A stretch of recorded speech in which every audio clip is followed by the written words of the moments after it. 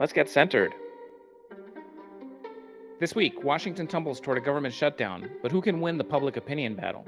We'll ask Cornell Belcher, one of the premier pollsters and strategists in America, who served on the polling team for both Obama presidential campaigns. And can Jimmy Kimmel's return survive ESPN's need for government approval on an NFL deal? Plus, as the UN General Assembly week comes to an end, we'll hear from academic and public policy expert Robert Funk on why the center is losing ground to the extremes internationally as much as it has in the US. I'm Louis Miranda alongside Carl Meacham and Jeremy Murphy. We have two terrific guests today again in another whirlwind week, guys. I mean, to sum it up quickly, the Trump administration's persecution of political enemies was taken up a notch with news that former FBI Director James Comey indicted. We also had another horrific episode of gun violence that shook the country as a sniper fired on an ICE transport vehicle, hitting 3 migrant detainees. And then Donald Trump canceled a meeting with Democratic leaders in Congress that was supposed to help avert a government shutdown.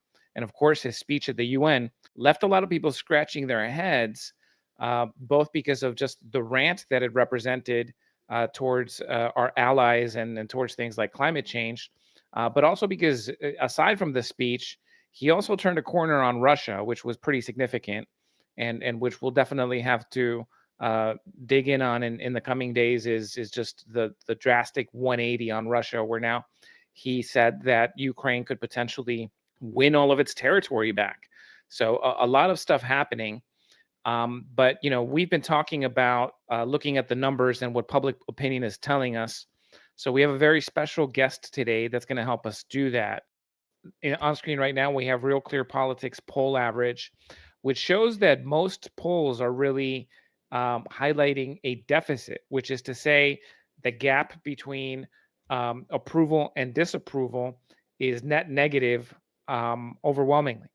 So for the most part, on most polls, -7, -6, -12 in an Economist YouGov poll, -17 on Reuters Ipsos, -16 on Quinnipiac. So evidence that the American public is not really seeing what Donald Trump is doing as what we should be doing. So that's one thing that I think is really important on the job approval. Now, the next one that we want to talk about, this Reuters Ipsos poll that was conducted September 19th through 21st, so pretty recent. And one of the things that they asked is which party has a better plan across a bunch of issues. And of course, when you look at the broader issues specifically, Trump has been losing ground.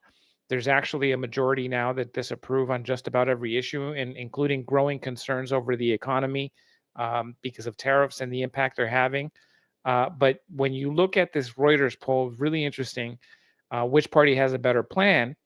And Republicans are still getting higher marks on some key issues, including crime, immigration, foreign conflicts, U.S. economy, and even gun control, and even political extremism, which to a lot of my friends on the left will come as a shocking nugget. But think about that. Republicans getting higher marks, 30% to 26%, on which party has a better plan to deal with political extremism. But Luis, doesn't that give you a hint, nudge, nudge? In my view, the issue is that the Democrats are not stepping into the spotlight and providing the alternative for these numbers. No, I obviously the data shows that to be the case. I mean, even on corruption, which this is a president who has made more money off of the presidency. You look at, he just basically reiterated his threat on TV networks by pointing out that ABC paid him out $16 million and that the next one would be bigger. And when you look at that, when you look at how much his family has made off of these cryptocurrency deals that exploit his name in the office, the fact that which party has a better plan to deal with corruption, and you see it at 27% Republican, 21% Democrat in this Reuters Ipsos poll, is should be shocking to anyone. Democrats do still have the advantage on a few things: respect for democracy, but just by 2 points, 31 to 29. Healthcare, 34 to 25. Women's rights, 38 to 25. Environment, 37 to 23. And of course, I think healthcare is going to become a much bigger gap as a lot of the impacts of the big beautiful bill come into focus, because millions of people are starting to lose their healthcare coverage. This slide on immigration shows that Again, this is a real clear politics polling average that the spread, again, the gap between approval and disapproval on his immigration policy is largely negative. There are a Okay, couple of polls. but then again, Luis, but then again, so you have a situation where he's polling negative on immigration. So the position that most Americans share is they don't want folks that are obeying the law, that are nice people, that aren't, to be kicked out. Why isn't there a policy by the Democrats to say we want to go after the criminals and we will go after the criminals, but we're going to work out a system for people that are law-abiding people to regularize their status? I mean, we're going back to stuff that was discussed 20 years ago, Luis. You probably remember this because you and I were around Congress during that time, and you were some young whippersnapper in 2009 and 2008, and so was I, and we bumped into each other, and that was the initial conversation of our friendship.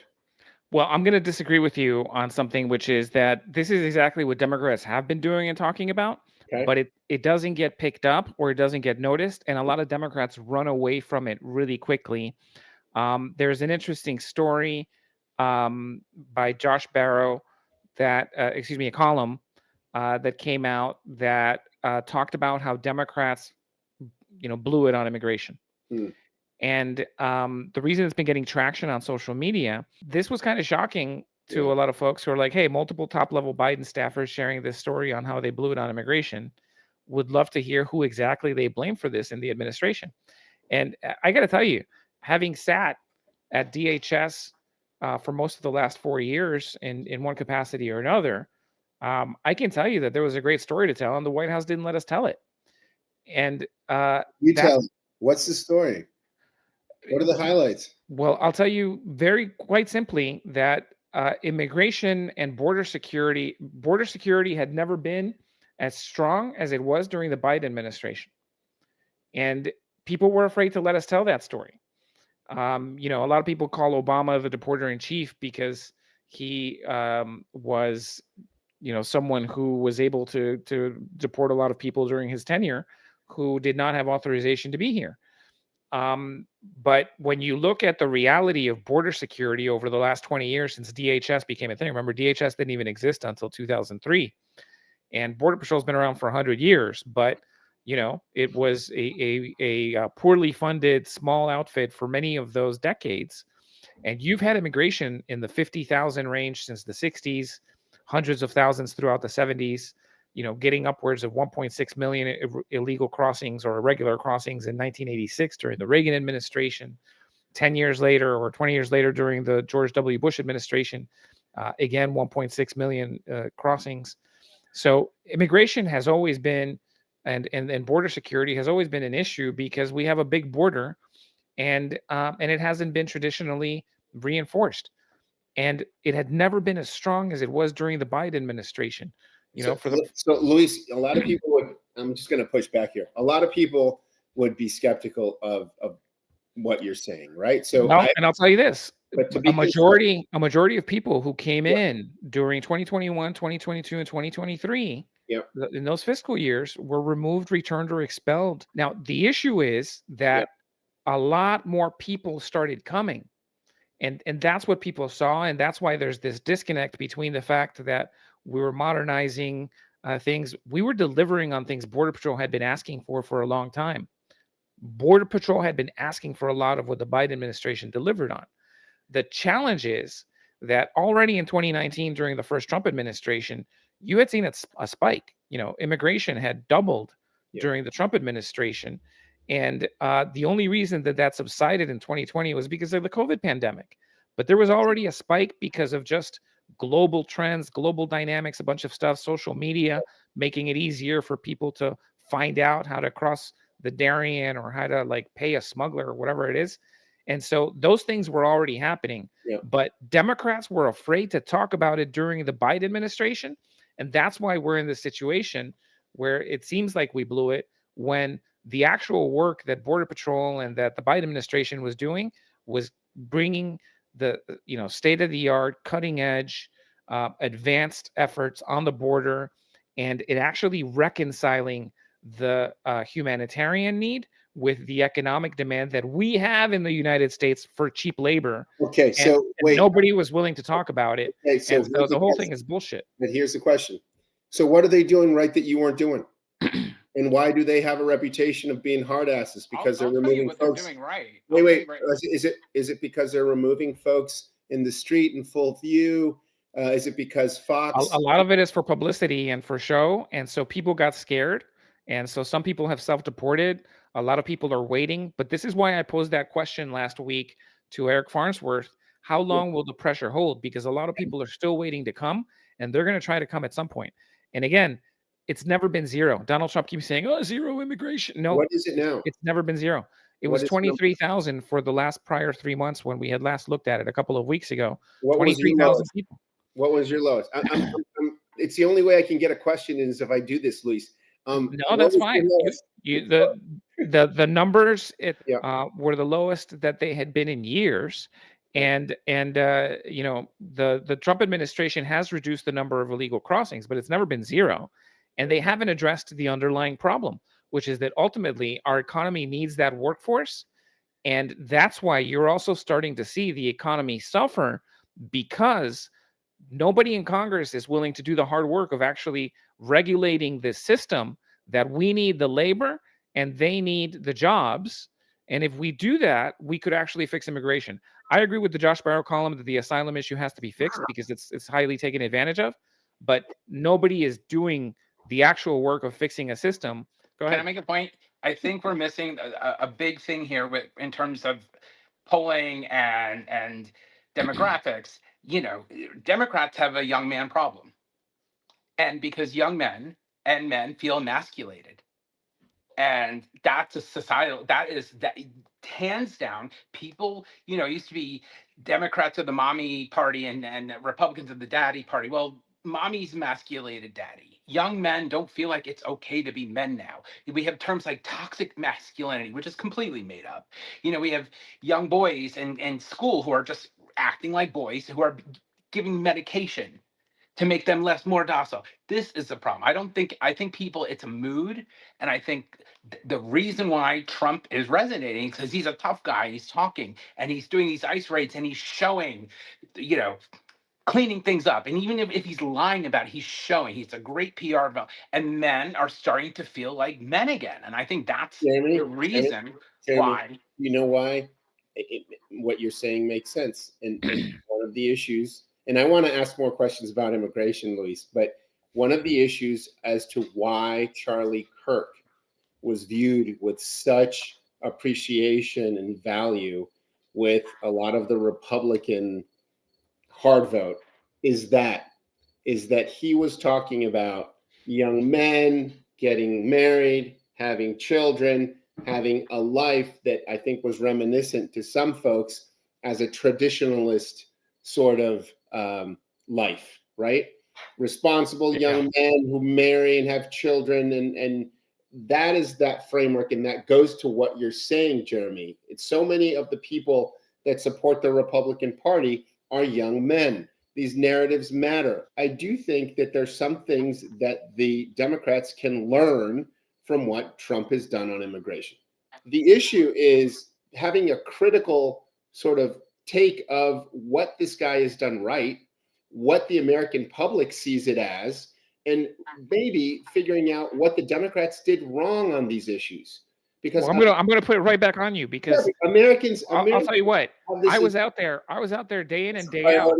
I was out there day in and day out. Yep. Putting out a message that we are enforcing our laws, and if you cross without authorization, you're subject to removal. You know, here's what happens. We tightened the rules along the way a bunch of times, including really strongly in 2024. Yeah. And some of the biggest voices that were undermining that were the Republicans themselves out there saying, we're not enforcing the laws and anybody who comes in can get in. And you know what? Smugglers heard that and used those Republican voices to bring more people.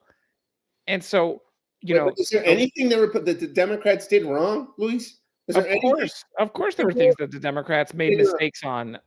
You know, I think that you can definitely spend time on some of the early rhetoric that I think enabled and made it easier for those Republicans to then make that argument. The Biden administration started with suspending the construction of the wall and with a moratorium on certain deportations. And so that sent a message that Republicans were then able to use. Now, those were short-term things that the Biden administration did, even as it tried to fix the overall broken system, including through legislation. Biden proposed the bill on his first day. But the problem was that because they had started out with that kind of messaging, it enabled Republicans to make the case that Democrats were not enforcing the law, and smugglers took advantage of it. How about more executive action? I mean, it always goes back to that now. I mean, well, hold on, because I think because I know you're going to go. Yeah, no, I'm gonna tell you, he did do a lot of executive action, but Republicans. Please let me go say ahead. Okay, so the big issue that we're running into with Biden and with Democrats is this comparison vis-a-vis the active presidency that we've seen with Donald Trump. In the first 7 months, it's been he has just been the Energizer Bunny. And yes, there's questions about Congress and the relationship with the executive. There's no doubt. But the American public sees him as being active. Are there things that the Democrats can do without Congress? Or are Democrats more concerned with doing things the right way and doing less than what the Republicans through Trump have been doing, which is doing questionable things but getting results? Well, I think that was part of the problem, is that we were trying to do things in the way that was necessary, which is that ultimately you need Congress for a bunch of this stuff. Mhm. It's easy to right now look at the Trump administration and say, look, they did everything right, but Congress just dumped a ridiculous amount of money. I mean, ICE has more money now than most countries' militaries. Yeah. It's so it's easy to say that now, but when you're talking about Congress can either create or take away certain authorities. Congress is where you can get the funding. So there's a limit to what you can do on your own in the executive branch. That's just the reality. And so, yes, we should have taken executive action sooner, but we were trying to get the Congress to actually do their jobs because they get paid, six-figure salaries to actually deliver legislation and deal with these issues. And for decades, they've just ignored it. So, but let me just also, Lewis, Yeah. I think one of the problems was you had an attorney general who hid in his office for 4 years and was not in front of the cameras and was not part Sure, of but he's got nothing to do, very little to do. The DOJ has the immigration judges, but they don't. No, they're but not a the big part of face it. of law enforcement, having those people out there, he Sure. was non-existent. And look, Alejandro Mayorkas didn't want to be the immigration secretary, and that's what he turned into by virtue of being afraid to talk about some of these issues too. So I wholeheartedly agree with you there. Look, I will say this. Yes. He's getting high marks because he's doing things, but people are starting to not feel right about the things he's doing. So even though the party has an advantage right now, the Republican Party, on a lot of these generic questions, as people continue to sour on how Trump is doing a lot of these things, I think that will change. So we have a very special guest today. Cornell Belcher is president of Brilliant Corners Research and Strategies. He is among the most respected strategists in Washington. I first got to know Cornell when he was the pollster for the Democratic National Committee under Chairman Howard Dean. He also served on the polling team for both Obama presidential campaigns. So Cornell, the list of your work is extensive and expensive, I hope. But it's definitely extensive, and you've become an invaluable voice on public opinion on a wide range of media. So we're really, really grateful to have you on. Man, it's good to see you. It's been a while. We worked together, as I said, on the Howard Dean when he was chairman of the DNC 20 years ago now. But you were there for. It doesn't seem that long. It doesn't seem, no, but it was 20 years. And he, one of the things that I wanted to start with is just looking at these polling numbers that Donald Trump, he's been now in the low 40s for a while. The average polling has him in low 40s on approval, high 50s on disapproval across the board. We were actually just looking at some of the broader, so let me just bring those up real quick. But this is the Real Clear Politics poll average. And so what do you make of the fact that we do seem to be seeing an increase of people saying that we're on the wrong track, but at the same time, he's just running roughshod over everything and it doesn't seem to be affecting him. So how do you see the poll numbers that are out there and what we can read from that in this moment? One, I hate polling averages because it's like you're taking good polls and mixing them with bad polls and having an average. But that aside, um, look, and by the way, there's far too much public polling going on right now, uh, and a lot of it is driving a narrative in a way that polling was never meant to drive narratives. But we'll say that for later. When we look at uh, the president's polling numbers, his polling numbers were historically low in his first term. They're historically low this time around. However, his base always sticks with him. Mm. And one of the things that we understand about off-year elections, right, midterm elections, is we spend a lot of time. A lot of people in Washington, the East Coast corridor, spend a lot of time, talking about trying to figure out sort of how to arrange words around on the board and come up with a better message. But midterms, off-year elections are about turnout. You tell me who's going to turn out. I tell you whether or not Democrats are going to do poorly or Republicans are going to do well, right? Going back to our earlier days, look, coming off of Dean, who had this crazy ideal of expanding the electorate and expanding Democrats' footprint and the brand and putting in crazy ideas like a 50-state strategy. We're going to try to talk to voters everywhere.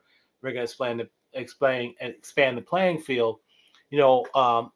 Obama came in and with the same ideals that we're going to put more places in play. And in 2008, we had a historic election where we won a lot of states we hadn't won before, and we had a dramatically different kind of turnout. And the turnout, and look, on the Obama campaign, one of the things that was important from day one for the candidate, right? Well, I remember then Senator Obama talking about it, is like, we're going to build a movement. And part of that thinking was we have to make the electorate look like the changing face of America, right? We've got to expand it. We've got to bring more people into this process. Because if we have the John Kerry electorate, we're going to lose. And that was true in the primary, and it was certainly true in the general. And what did we have? We had a much younger and more diverse electorate than John Kerry did, while getting roughly the same percentage of the white vote that John Kerry got. I think John Kerry got 42, 43, and we got roughly 42, 43%. But the difference was the shape and different dynamics of that electorate. Now, we had that historic election in 2008 and 2010, right? The rise of the Tea Party, we take our party back, and Democrats got their tails kicked. And people were like, oh, well, they changed their minds or they flipped from Obama to the Tea Party. And it's such a simplistic and inaccurate way of looking at the electorate. No, in 2008, we had a different electorate in 2010 than we had in 2008. Yeah. And then in 2012, we had a different electorate than we had in 2010. And in 2014, we had a different electorate. So, and what you see in off-year elections, and this wasn't necessarily true in 2018, but you see anywhere from 10 to 12 point difference in turnout among high performing Dem precincts versus high performing Republican precincts. It's a turnout and an electorate thing, right? And Republicans keep throwing their base red meat to keep them churned up and wound up and ready to go. My question is, I don't care. Trump's numbers are at historically bad place, and clearly Americans like the middle, like his numbers with independent voters are really bad. And if I'm a Republican, I'm really concerned about it. And particularly underneath that, right, it's not on the surface of the approval or even the horse race, but underneath it, what's important underneath? Republicans, as long as I can remember, have had a historic advantage on handling the economy. Now, we can debate whether or not we know their policies. In reality, he's underwater 19 points on the economy. He's underwater with handling immigration. Again, a bedrock Republican brand issue. He's underwater with handling crime. So you've seen not only on the surface, but underneath, you seeing it deteriorate away from him and Republicans in a way that I think give Democrats a unique opportunity. But Yeah. here's the pickle. I've also not seen young voters uh, as down on Democrats. And again, I go back to look at my 2008, 2012 numbers when I was polling young voters for the Obama campaign. And, you know, there are double-digit differences between their perception of favorability and job of Dems um, then and now, right? Democrats have a historically low approval numbers now, not because independent or moderate voters have all of a sudden turned, even more away from Democrats. No, it's because African Americans, Hispanics, young voters are increasingly frustrated with the Democratic Party. And the question is, can we build a wave election when so much of our historic vote, these young voters, these black and brown voters, are disapproving of what they see in Democrats?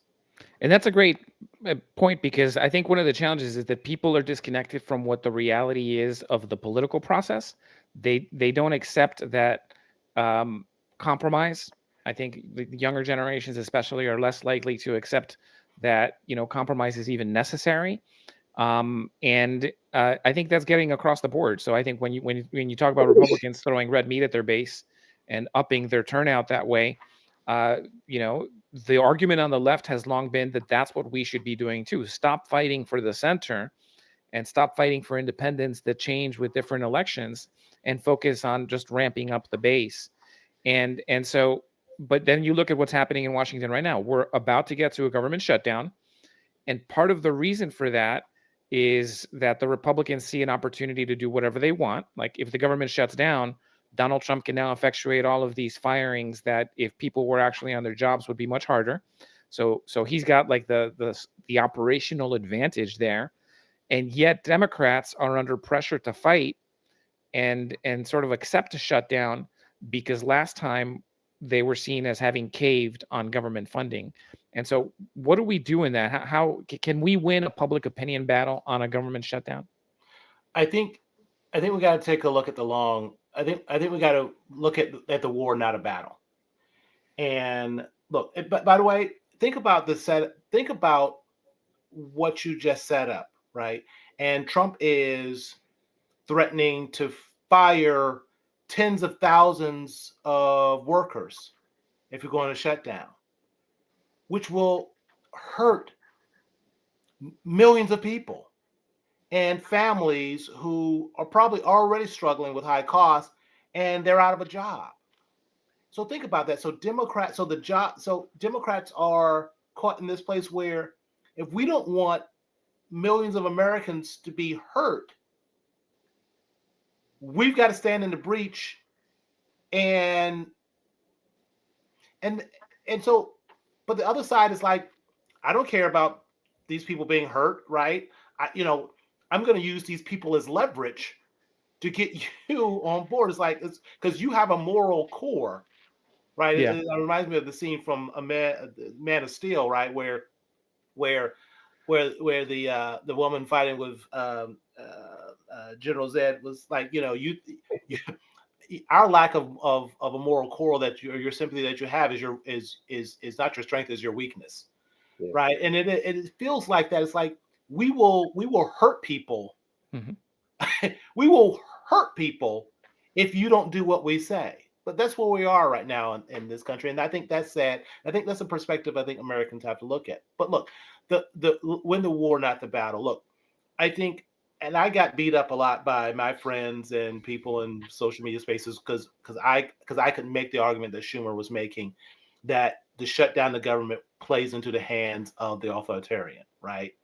Yeah. That is not, but people didn't want to hear that. And to your point, it's like, if we shut down the government, lots of people get hurt. And we don't want lots of people to get hurt. But there's also a perception out there among many that, you know what, people have to touch the stove and get burnt, right? At some point, there's got to be, and this sounds horrible, right, to be a political calculus, because you're talking about people being hurt. But the other side is simply said, you know what? I'm going to hurt people if you don't come along. Yeah. But at the same time, they voted for Republicans in a lot of these districts. Now they're gerrymandered as hell, but that aside, all right. And at some point, this is what republicanism is. These are the policies that the Republicans have put in place. These are the policies that you all voted for. So there has to be a consequence for it. So there is, again, it's not comfortable to talk about, but there is a perception out there that this is what people voted for. So there should be so people need to understand that this is the consequences of how you vote. Yeah. Yeah, but let me just ask this, Cornell, and this is really great to have you. I know your background, and it's truly impressive. So it's really a pleasure to be with you. But a couple of things, and you mentioned some of the difficult things to talk about. One is, it seems that Democrats are more interested in being right than in getting power. And I worry about the assumption that Trump is a conventional politician who's going to bend under pressure. I think that, public opinion in his orbit often feels like background music. He doesn't really, go with one way or another based on that. It just seems like he's sort of the lead of the orchestra. And I don't know, and then this is the question for you. I mean, are Democrats making a tactical error by treating this moment as a normal electoral moment? I mean, how should the opposition shift in messaging and narrative and coalition building to adjust to this environment that we're in? And you said it, Americans voted for Trump. Do Democrats have to make adjustments in order to be more appealing to Americans again? I think that's a different. I think that's. I'm going to separate that from the first part of your question, Carl, and thank you for that. But what you just said leaned into what the point I was just making. Yeah. Democrats would rather be right. I'd say I don't think Democrats would rather be right. Being right also means we try to stop people from being hurt, right? And that is so. And for power, and Republicans have seen that. Look, and look, and they will bend the rules and break the rules again. Donald Trump is leveraging power. I will fire these people. That's not right, but that's a way to power. So the Democrats, on the other hand, have to say, well, for power, and again, that's what I'm saying, got to think about the war, not the battle. Yeah. For power on our standpoint means, and this is fucked up, but this is America. But does power then mean go ahead, hurt those people? Go ahead, hurt those people. I'm not backing down. And we have to be cool with that. And are we cool with it? And the problem is, I'm not cool with it, but we're stuck in a rock and a hard place because people are going to get hurt. But we don't win the war if we can't take on these battles. And this battle means people get hurt. I have a question. By the way, thank you again for joining us. This is fantastic. I'm kind of like the novice nerd, political nerds. I learned so much from our own show. Trump, obviously midterm, he's not on the ballot, and he's very big with the base. Is not having him on the ballot a good thing or a bad thing for Republicans in the midterms? Well, look, midterms are typically historically a referendum. And look, Democrats had a really good election last midterm when he wasn't on the ballot, but it was a referendum on his governing. And I think whether he's on the ballot or not, Democrats have to make it a referendum on him. And look, and if this is primarily a referendum on Trump, when you look at, again, not just his top line numbers, but underneath where Americans are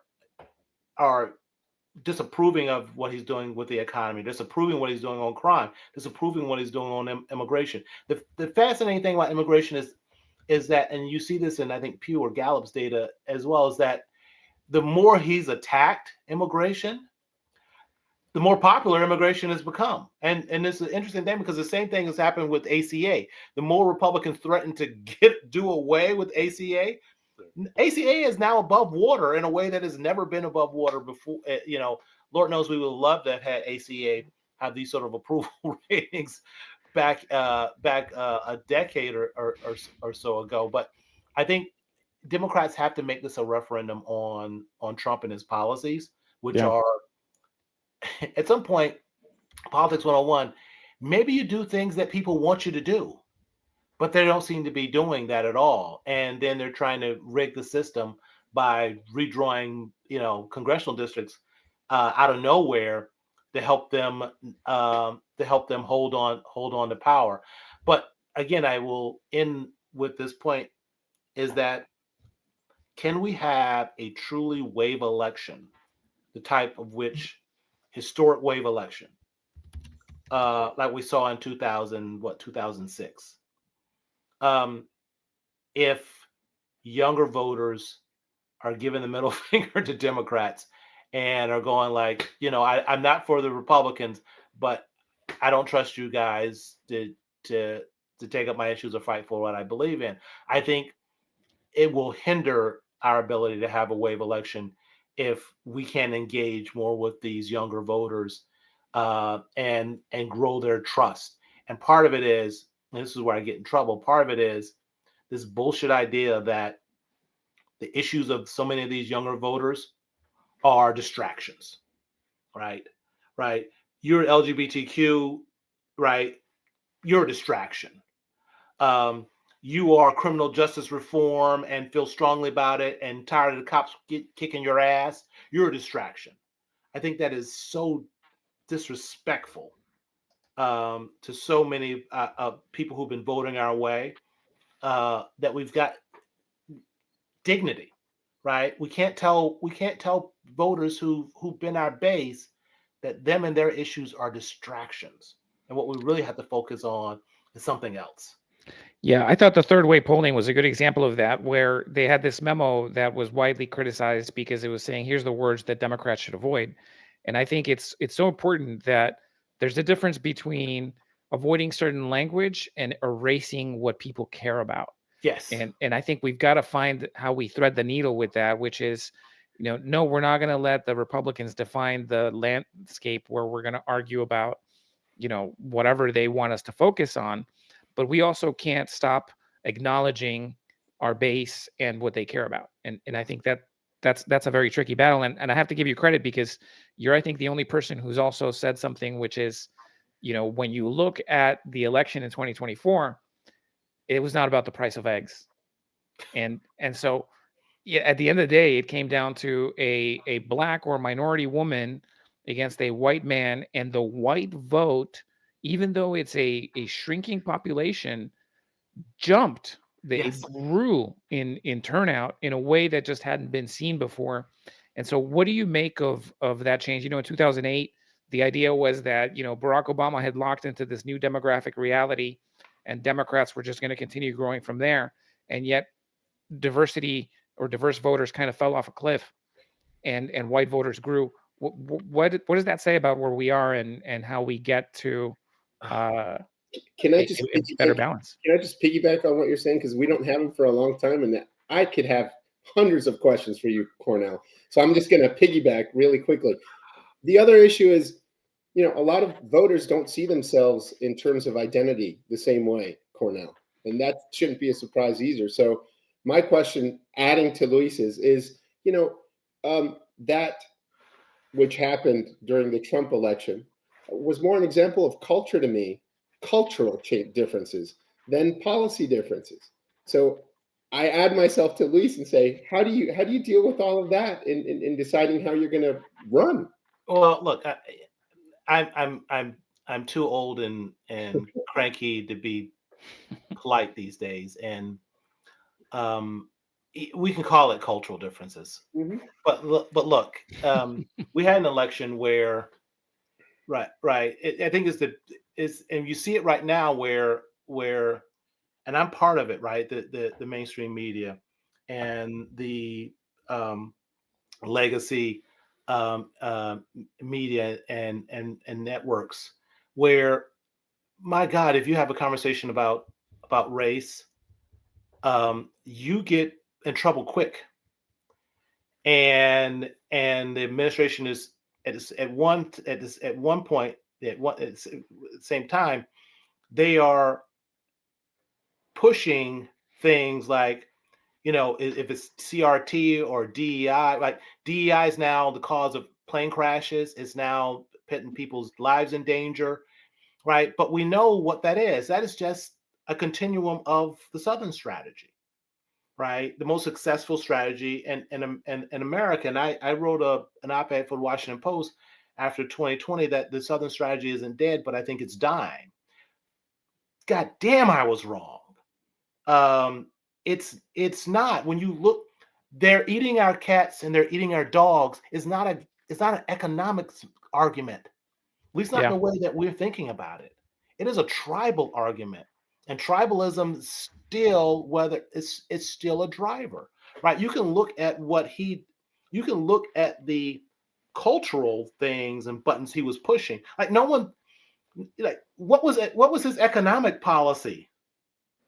What was his 5-point education plan? We don't know. They're eating our cats and dogs.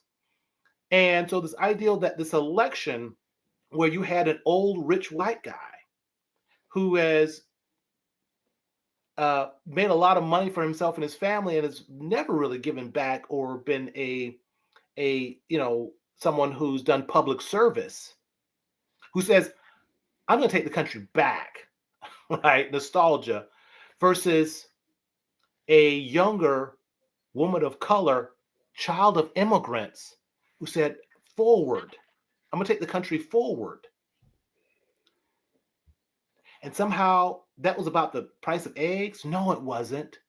Yeah. It wasn't. We're fooling ourselves. Well, the eggs are more expensive now than they were then. So I think that well, if they were focused on bringing down the cost, our eggs would be damn near free. If they were as focused on bringing down costs as they were as attacking diversity, like, eggs would be free. Like, what did he do the first couple of hours in office?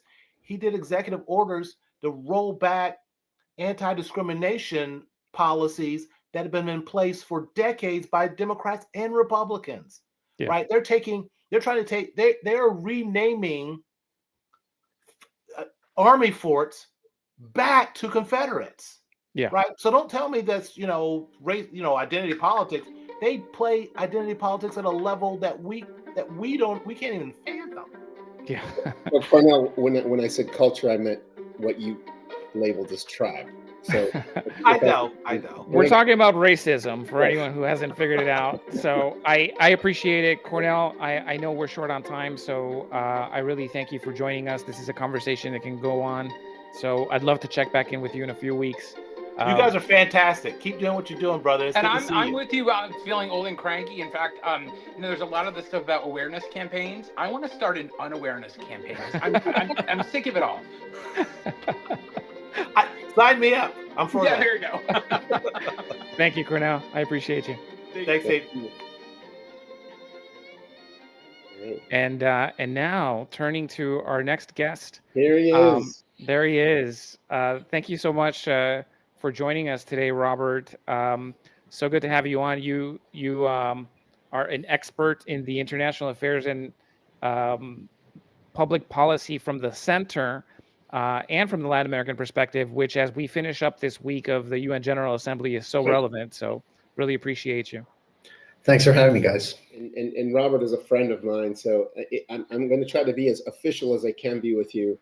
And not tap into our friend mode, but it's so good to have you and see you. I think that what can be said, and going directly sort of to the issue here, is when the UN was founded 80 years ago, we're going to go right into this because, we're going to talk a little bit about centrism here. It embodied this whole centrist template, right?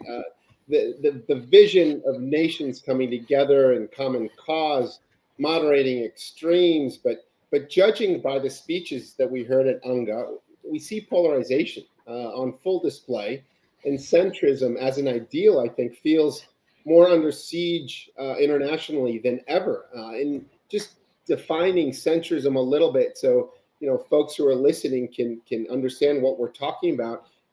Basically, instead of being a single defined ideology, I think it's an approach to politics that emphasizes moderation, compromise, pragmatism over strict ideological adherence, and centrists may hold beliefs from both left and right to avoid extreme positions. I think the variant goes beyond traditional moderation, actively rejecting sort of the limitations of the left or the right. And I think radical centrists, would like to term themselves as committed to fundamental institutional reform, but approach it with realism and pragmatism. So this is kind of what we're talking about, Robert. Obviously, if you can want to tweak what I've said, obviously do. But is this a reflection of some of the same forces that we're seeing here at home, that we're seeing all around the world? I mean, is centrism doomed, or can it help? Rod, there's a lot to unpack in what you just said. Yeah, I mean, I'm not sure that the UN was a place that was founded for or on centrism, because it was founded, as you said, on dialogue, and on its whole purpose was to avoid war, and the belief that you could avoid war by sitting down at a table and discussing things, and that's certainly a kind of centrist approach. I think it's important to separate centrism. Sometimes you mentioned the word radical, the radical center, which is something that I've always kind of espoused, and I think it's important because it separates centrism from just the political middle, right? The political middle is a spatial definition, which is kind of halfway between the far right and the far left, and of course that can be very different in different societies. And so that's a different thing from what you just said, which I think is spot on, which is this idea of basing politics and public policy on facts, on negotiation, on the art of the possible, on dialogue, understanding that it's not a zero-sum game, that you're not going to get everything necessarily.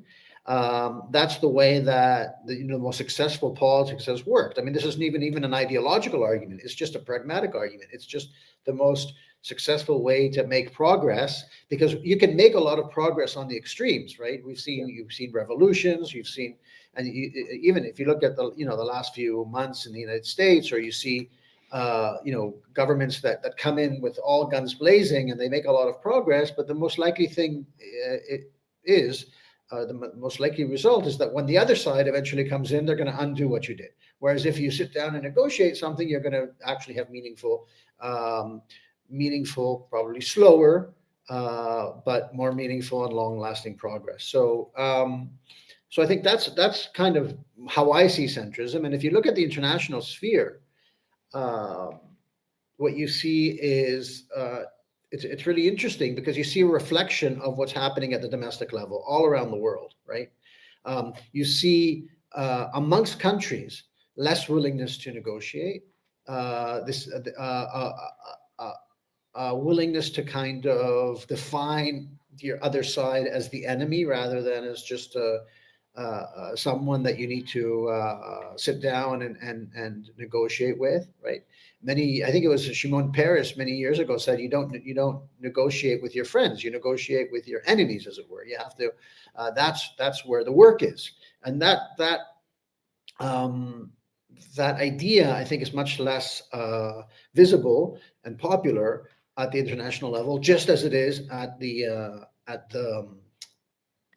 domestic level. This isn't just an American phenomenon, right? There's actually an interesting study, I think it's by the Carnegie Foundation, where they looked at, a diverse set of countries: India, Kenya, Brazil, Colombia, Poland, the United States, very different kinds of countries. And they found that, the political polarization has taken root for different reasons in different places, but with very similar results. So, and then you take that to the international level, you see that's the same thing is happening. And therefore, what you see is the UN, this talking shop, becoming much less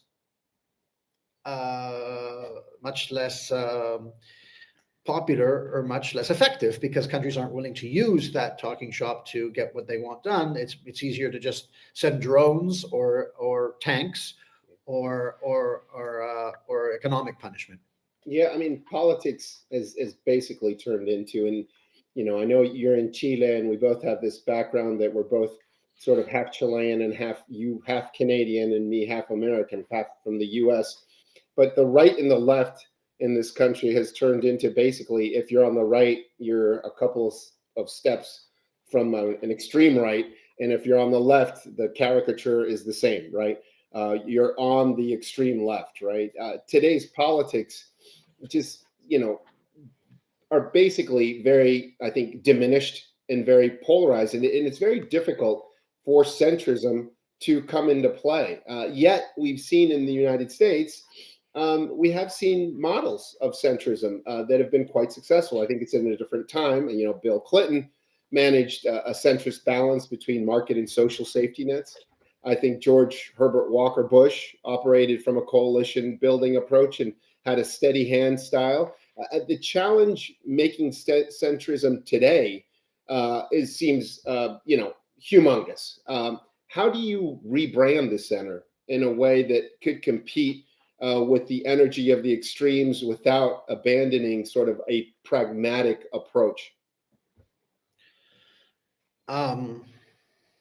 That's an easy. You mentioned. First of all, you mentioned two presidents, right? You mentioned two presidents. I think the idea of leadership is really important. Mm-hmm. I think in the United States, there's this idea that Trump has brought this on, right? And that's not the case at all. Trump is a vessel. In fact, that same Carnegie report finds that the one difference between the United States and the rest of the world is, if you look at India, for example, Modi really has exacerbated or has used political division to his advantage. The same thing is true with leaders in Brazil, with leaders in Hungary. It's the leaders have kind of used language to, well, in the case of the United States, it's different because, as you know better than I do, there are all sorts of long-standing divisions in the United States: North versus South, urban versus rural. There's the race issue. There's all these things which are all tied in some way, but they've existed from the very beginning of the Republic. Yep. And so when you have a leader who then says, you can have either a leader that says, I'm going to try to bring people together. There's a fine line between polarization and populism, right? Yeah. We tend to sometimes maybe confuse both of them, and one kind of causes the other. But the reason that they look similar is because if you look at the literature on populism, the academic literature on populism, historically there's been two kinds of populism. There's been inclusive populism and exclusionary populism. So inclusive populism is kind of, Peronism, right? Mm-hmm. Which is kind of like, I'm the leader and I'm going to dominate every part of society, the unions and the parties and everything. And but everybody's going to be part of this one big kind of Peronist experiment. Today, what's much more common is exclusionary populism, which is the us versus them thing, right? And when you get us versus them, then obviously that has a polarizing effect. So to answer your question, leadership is really important. I think leadership is key. The second thing is, I think we need to really think about, the simple answer is institutions, but that's almost such a big category that, what does that mean? Yeah. Well, I've attended several conferences recently where people have started saying about, well, what's the problem with democracy? What's the problem? There's clearly democracy is kind of on the defensive, right? Yeah. All over the world. Yeah, you get into it's delivering or not. Is it delivering? Well, there's an issue of delivering, right? There's an issue of its effectiveness, of its legitimacy and effectiveness after the economic crisis of the subprime crisis and all sorts of issues. But there's also, democracy is a very new thing, and democracy as we know it, kind of modern liberal democracy, is not even 200 years. It's 50 years old. In the United States, right? Until the civil rights movement, you didn't really have full democracy in the United States.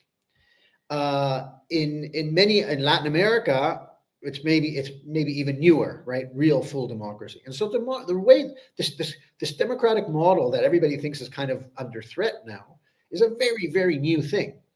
And then we've reached this point where, you look at the world today with technology, with social media, with AI, with, and you have this system that is basically a kind of a 50-year-old system or a 100-year-old system.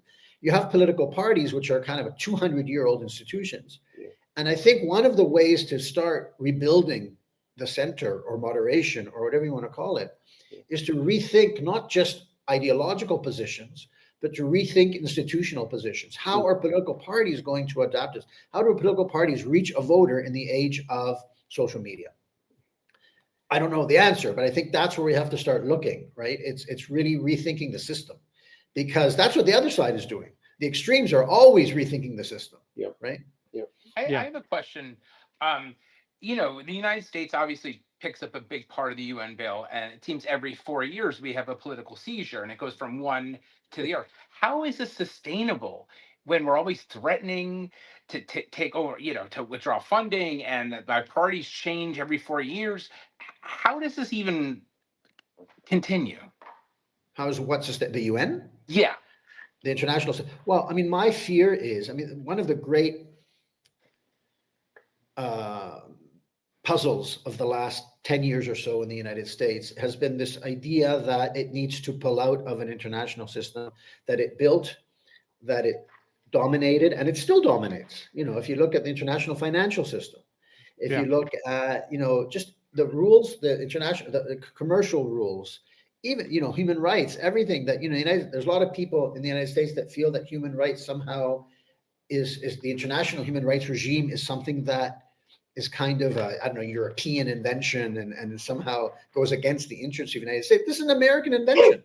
Yeah. And so that's kind of a strange thing that somebody someday is going to have to think about and study. And as a result of pulling back from that system, my fear is, you say, how is it sustainable? I actually think that the system is sustainable. The problem is who's going to run it. And my fear is that the United States that thinks that it's indispensable to keep the system going, but today in the multipolar world, right? What I think it's Tom Friedman calls, the rise of the rest. Right? It's not the demise. It's not the demise of the West. It's the rise of the rest. So they have money. China has money. India has money. The Arab countries have money. And at some point, I think the international system, we're already seeing developing countries, the Asian countries making their own IMF type bank. We're seeing the system organized. We're seeing European countries together with Canada organize a kind of NATO without the United States. And the result is, just rather than kind of the United States dominating whatever new system that they think they're building, I think they're just going to be increasingly left out. So I think the system, strangely, is more resilient than it looks, but it'll definitely change because it'll be led by probably, China. And that has a whole different set of, probably not Russia. I don't think Russia is actually, a very strong player at the international level, really. But certainly, the Gulf states, they have an interest in if you look at what the BRICS are doing, there's certainly an interest in organizing a new kind of international. And by the way, I'm speaking from Chile, countries like Chile and other countries in Latin America, and you ask them, where are you going to put, what basket are you going to put your eggs in this emerging new system? Yeah. It's pretty hard to make the case for an American-led system because not even the United States wants to lead the system. Yeah. And let me just say, because I think I wasn't clear on this at the beginning either, that you're the former director of the public policy think tank Plural, which is committed to centrist politics, and you're a professor of government at the University of Chile in Santiago. And so, my question on this dynamic is that we've also been talking a lot in the last couple of weeks about how Latin America is suddenly getting more attention from the Trump administration. And that's been both good and bad, depending on where you stand. One of our guests said that the region is widely holding its breath. And yet you look at the UN General Assembly, and A lot of the conversation is still Euro-centered. And so what's your perspective on this? Do you think that the attention on Latin America will be political and sort of grounded in however long we can take advantage of whatever we can get out of it, whether it's Panama Canal access or reduction of fees, or when they can get political benefit from blowing up a few Venezuelan boats? Or are we seeing a broader shift that really realigns a U.S. focus on Latin America? Well, I think, I mean, I'm not sort of discovering the wheel here. American foreign policy is always domestic. Most foreign policy is pretty much domestic, but American foreign policy is very much domestic. And if you look at the moves that the Trump administration has made on Latin America, for the most part, they're domestic. They have a relationship to domestic issues. So it's drugs, it's Cuba, Panama to some degree. If you go, certainly the border issues, Mexico, if you go much beyond that, there's not a lot going on. Now we had Milei kind of asking the administration for economic help, and you make some statements about Bolsonaro, but really that's a more an ideological affiliate friendship rather than an interest in Latin America per se. There is, however, and that's at one level, and that's sort of the moves that have been made up to now. But at another level, I think there is consciousness, quite correctly on the part of the American administration, of the competition that China presents for Latin America, right? And the competition that presents for the United States vis-a-vis Latin America. And the issue there, of course, is what does the United States have to offer Latin America to compete with China? When you look at the Belt and Road Initiative, when you look at the investments in ports, trade, and so on, you don't see the United States being offering. Where's the carrot rather than the stick? And so I think I'm quite sure Marco Rubio knows this, and the reality is, of course, there's a structural problem here, which is it's not a Biden administration issue, it's not a Trump administration issue, it's a model issue, right? The Chinese companies can say we're going to build a port in a strategic part of Peru because that's a decision that comes from the Chinese government. The United States government might have an interest in stopping that, but unless they can somehow move their private sector towards doing that, it's very difficult to compete. So, maybe we're seeing it. Maybe that's kind of what's behind this idea that we see with the Trump administration of kind of a more state-led, state participation in strategic industries, right? Maybe that's kind of where it's going. But for the time being, it's very hard to make the case, and it's very hard for the United States to really compete, and not just China, right? We see in the case of Venezuela, certainly countries like Russia, countries like Iran, in Bolivia, the same is true.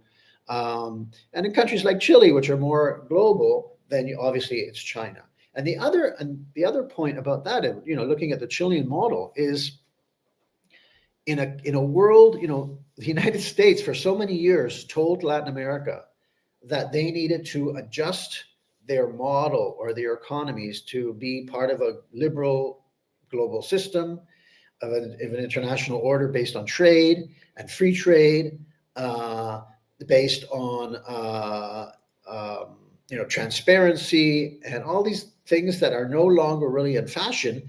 And suddenly countries like Chile and others in the region say, okay, well, what do? Our economies depend on this system that you're now pulling away from. And that's a challenge. I think, we haven't yet come to terms with how we're going to adjust our foreign policies and our commercial policies in order to adjust to this new world global system. We haven't figured that out yet. Yeah, it feels like shooting ourselves in the foot. Right. But so just to make it very clear, Robert, so there's a lot of uncertainty happening in the region right now. But I just want to get with clarity your reaction here. How is the region seeing what is happening in the United States? I think there's bewilderment. There's a wait and see attitude. And also, first of all, I've always said this, which is the region. I don't like talking about the region, right? I know what you mean by the region, Sure. but the interests are so different, right? The economic and political interests of Mexico are completely different, and concerns are completely different from Brazil, which are completely different from Ecuador, completely different from Chile. So it depends really on where you are. But for the most part, clearly Mexico has done a fairly good job of adjusting up to now. And then you see, I was talking about this. We have elections coming up in Chile, and the leading candidate is a right-wing candidate who kind of has in many ways modeled himself, maybe not so much after Trump, but certainly Milei, Bolsonaro, right? The regional references. Well, today, Bolsonaro's under house arrest. Milei has his own problems, and so. Another answer to your question is, this wait and see issue, because where is this really the future of politics? We don't know, right?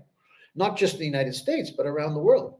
It looks as if, this kind of, I don't like calling it, I call them sort of nationalist populist governments. So as right wing can mean anything. Nationalist populist governments seem to be in the ascendancy, and liberal democracy seems to be on the defensive. But, who knows what will happen in Israel? Who knows what will happen? So I think there's an attitude. There's still a bit of wait and see, and certainly for countries that, as I said, rely on a healthy international system. There's worry, because there's nothing really to replace that for us, right? Small economies like even Peru, Chile, Ecuador, even Argentina rely on exports, to some degree on imports, rely on international capital, rely on access to markets, and also, by the way, rely on a stable world, right? I mean, when the war began in Ukraine, one of the concerns in Chile was, what does this do to, everyone talked about the price of bread because Ukraine produced a lot of wheat. But then there's the price of energy, right? If you're a country that imports energy and there's global conflict, the price of oil goes up. So all these things affect Latin American countries to a large degree. And so I think it's bewilderment, it's concern, and it's wait and see to see how we adjust our policies to this new reality.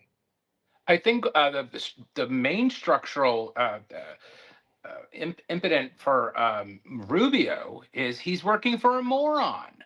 Like, how do you deal with that? Sorry, just had to put that out there. Well, ask Rubio. I mean, I think it's because he's a smart guy. Yeah, but having said that, I think there's one aspect where Latin American leaders do look at Trump with some interest, which is this. It's doing something. I think you can agree or disagree with things that Trump does, but for many years, voters have felt, and I think this explains a little bit his success. Voters have felt that politicians don't do anything because politicians for many years have said the big issues, the big problems don't have no solution, right? Climate change, pandemics, adjusting to technological change, whatever, the big issues we just have no, and suddenly someone comes along that either says, that's not a problem, so forget about it, or here's my solution. And it could be, I'm going to try this. I'm going to try tariffs. I'm going to try meeting with Kim. I'm going to try flying to Alaska. And I think voters respond to that, even if it doesn't work. I think that's part of the trick.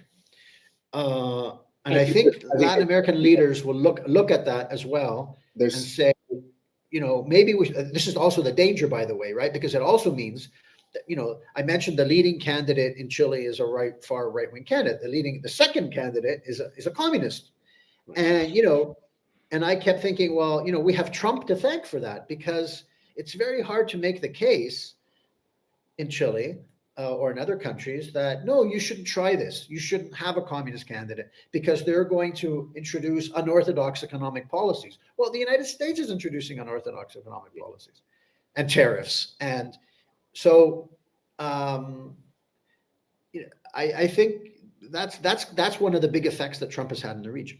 I think one of the things that you said that's really right on is, when did we start our democracy? And a lot of people would say, oh, no, it started after the revolution. But in reality, it's after the civil rights movement, as you've correctly stated, Robert.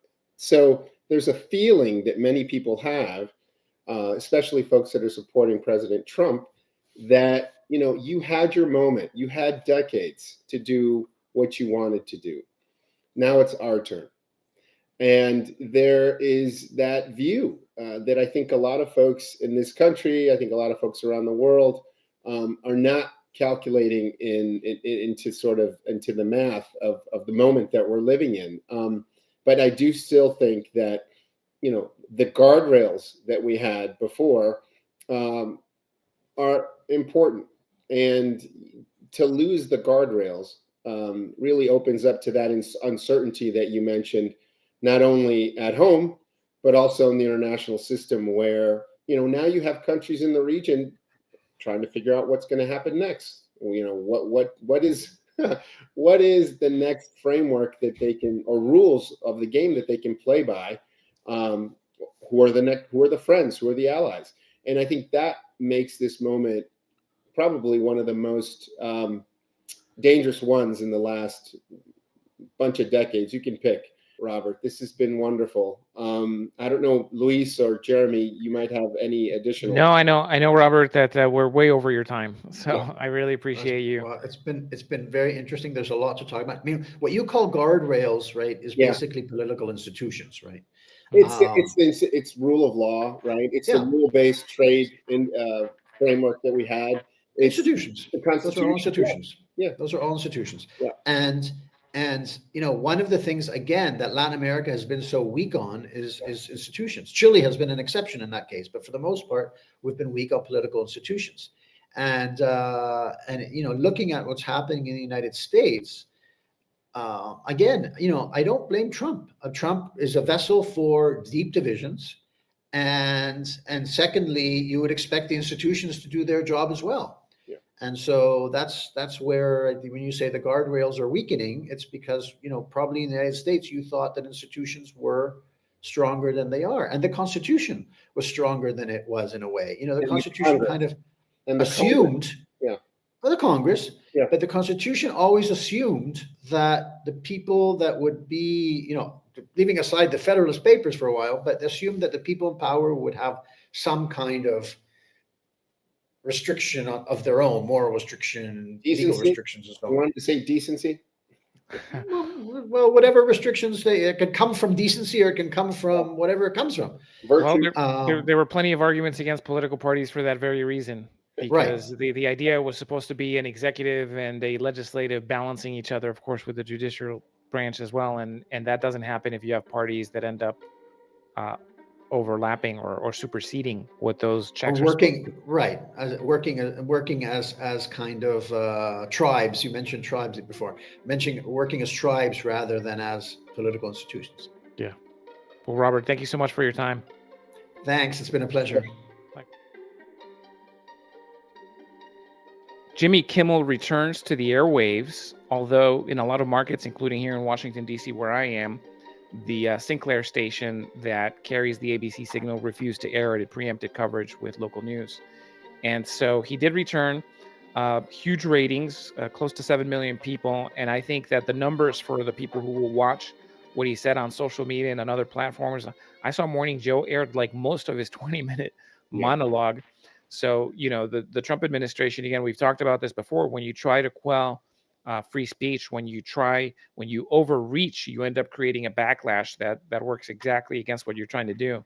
and more people are watching what Jimmy Kimmel says now than they did before.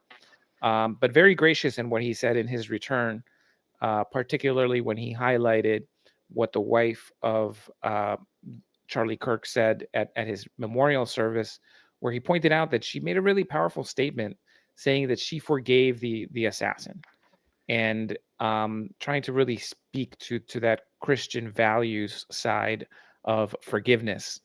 And of course, that is totally separate from the legal process that will prosecute this man, and the death penalty is still certainly a possibility in Utah. But it was really powerful for her to say it and for Kimmel to acknowledge that. So I thought it was a pretty great return. But Jeremy, talk to us about how this NFL deal with ESPN could potentially mean that this return is short-lived. Well, yeah. So, a lot of people think this is a First Amendment issue. And, ABC took Kimmel off because of what he said about Charlie Kirk, which was completely ridiculous. First of all, it was never ABC's decision. It was their affiliates. You have Nexstar and Sinclair, who are both have transactions brewing in the FCC, and they need government approval. And so, Kimmel. But Jeremy, I've got to push back on you a little bit, because this was also interesting last week. You said that, and then Sasha came in with a very different perspective. It is a First Amendment issue in that they are trying to silence Jimmy Kimmel, and by they I think I mean the administration. Although Sinclair, I think, plays ball. It's a very conservative company, so they certainly are likely to do what the administration would like them to do. But there is a free speech issue in that the goal was to silence him. And what you're talking about is that the method to do it was based on the business needs and business realities. But that doesn't mean that it wasn't a First Amendment issue. I think it is. But, first of all, Trump's getting money out of this somehow. He uses the FCC as an extortion racket. So, I don't think Kimmel's long in this world anyways, because you can't make money off a show that 20% of the country can't see. I mean, 20% of their clearance across the country can't see this show because the ABC affiliate owners won't put it on. And you just can't scale that. So that's the first thing. The second thing is Disney, which owns ABC, also owns ESPN. And they're trying to do a deal with the NFL where they're going to give a percentage of the company of ESPN in exchange for NFL rights. Well, that has to get government approval. And, anytime Trump smells leverage, he's going to tinker with it. And so I think what we're seeing is the last days of Jimmy. I think ABC was very gracious in letting him come back. And I think what you're going to hear is in a month or 2 months, he's going to sign off. He's going to say, it's been great. I've decided I'm not going to renew. His contract is up next year anyways. There's no chance in hell this show is going to continue. A, you have the affiliates who are not going to put it back on. And B, you have the ESPN NFL deal brewing. And so I think Jimmy this is a swan song for him. Tell us a little bit more about the NFL deal, because I'm not as familiar with sort of the, of this. Yeah. So, the NFL very wisely has reached beyond broadcast television. Most of the money that the NFL made was, each team made money off ticket sales and everything, but broadcast rights was always the big, the golden ticket. And then now with streaming and all this other types of new media, there's so much more out there. And ESPN recognized, like any other network, recognizes the value of the NFL. It's really the only entity that can get a mass audience. And they do some type of deal with an equity transfer, but it needs government approval. And, again, ESPN is mostly owned by Disney. Hearst owns a piece of it, weirdly. But, Disney owns most of it. And Disney also owns ABC and other entities. And so this is like catnip for the Trump administration, because you have the whole Kimmel thing issue going on. You have the affiliate issue going on. This is yet another cudgel where you can get some leverage and get what you want, and probably cash. I mean, someone's paying. Trump, uses the FCC like a ATM machine. So, it's all kind of coming into play at once, and Trump has all the cards on this one. Very, very substantive show. Oh, that was Yeah, great. no, that was really terrific. Yeah, this is a very substantive. Yeah, I mean, I thought Cornell was awesome. Yep. But since you brought it up, let me just quote the late great Douglas Adams from The Hitchhiker's Guide to the Galaxy. May we return to days like he wrote about. In those days, spirits were brave, the stakes were high, men were real men, women were real women, and small furry creatures from Alpha Centauri were real small furry creatures from Alpha Centauri. I think that's, yeah, if we can get there, everything's fine. I love Thank it. you, guys. Great job. Our panel featured Louis Miranda, former Obama White House communications advisor and former spokesperson at DHS, Carl Meacham, former Clinton appointee and a former senior Republican staff on the Senate Foreign Relations Committee, and Jerry Murphy, former CBS executive, author, and publicist.